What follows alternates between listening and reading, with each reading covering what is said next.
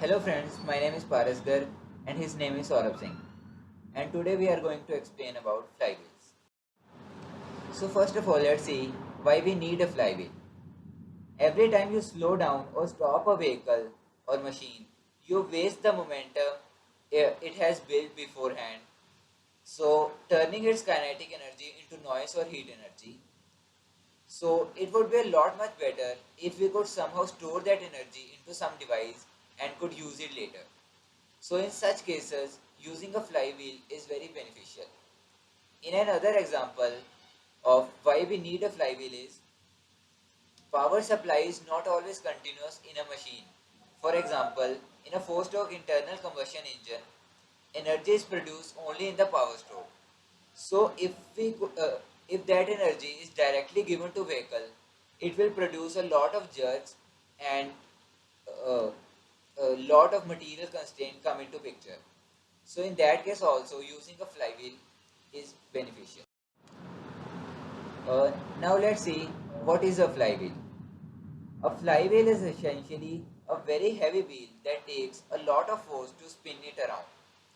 It might be a large diameter wheel with spokes and very heavy metal rim, or it could be a smaller diameter cylinder made of something like a carbon fiber composite. Uh, a flywheel, like, it takes a lot of force to spin it around. Similarly, we need a lot of force to stop it off as well. In a flywheel, the rotor rotates with very low friction.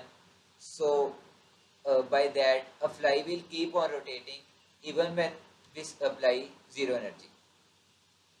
A flywheel, we can think of a flywheel as a mechanical battery in which it is storing energy in the form of movement and not in the form of chemical energy like in traditional electric batteries. Rims of a flywheel are typically solid steel or carbon composites. So what are the advantages of flywheel? It has advantages of low maintenance, long life, negligible environmental impact compared to rechargeable batteries. And the disadvantages of a flywheel are it adds a lot of weight to the vehicle, sometimes around 25 kgs to the vehicle. By using a flywheel, we have difficulty in changing momentum of vehicle, and it has energy storage limitation. For example, a flywheel cannot rotate at very high speeds due to uh, because if we try to rotate a flywheel with very high speed, its component may shatter. Uh, its component may lose and a flywheel may shatter. So if we cannot rotate a flywheel with high speed, it limits the use of flywheel in energy storage. Let's understand the working of flywheel using an electric motor and a generator. In an electric motor, we supply energy and electric motor converts that energy into mechanical energy, and a rotor which is connected to electric motor keeps rotating. A generator works on the reverse principle of electric motor. When we supply mechanical energy to a rotor and connect that rotor to a generator, generator converts that mechanical energy into electrical energy. So a flywheel essentially work on a similar principle. That is, we can convert the electric supply using an electric motor into the mechanical energy of flywheel, and later we can use that mechanical energy by a generator into the electrical energy.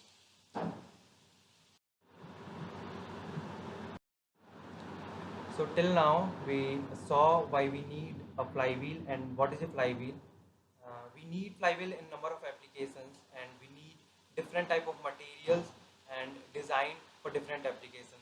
So we have to know how to design a flywheel for a particular purpose. So now we will see designing of a flywheel.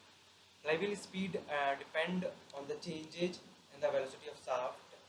So first we have to define a parameter called as coefficient of speed fluctuation, but it defined as difference in angular speed upon average angular speed.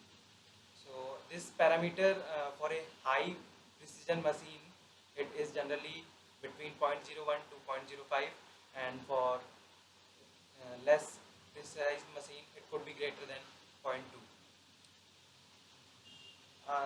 0.2. This coefficient of friction tell about the effectiveness of a flywheel.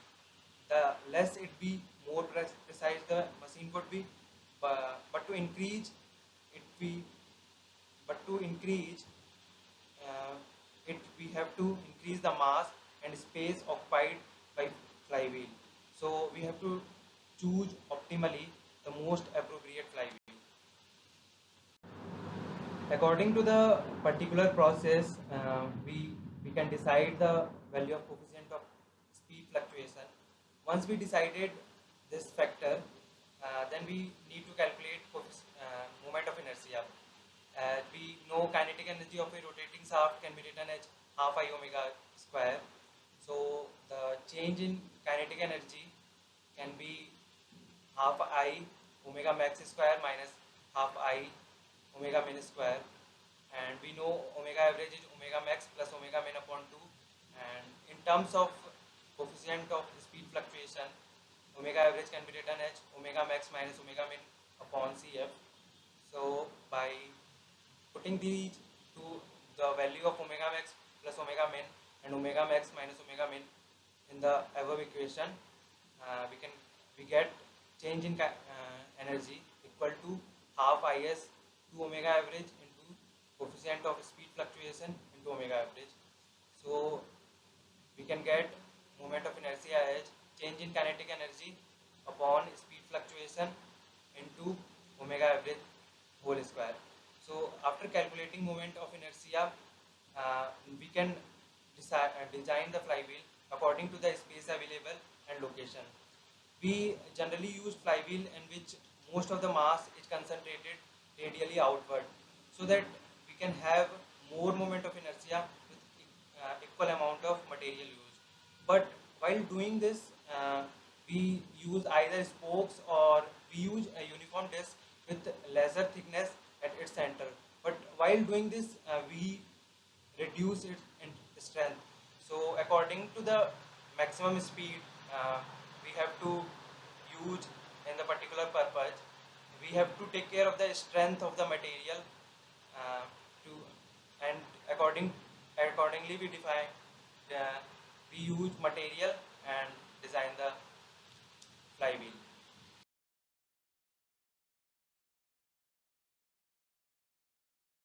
So in this whole video, first we saw why we need a flywheel, then we saw what is a flywheel, and then we explained the working of a flywheel using the concept of motor and generator. Then we learned designing of a flywheel.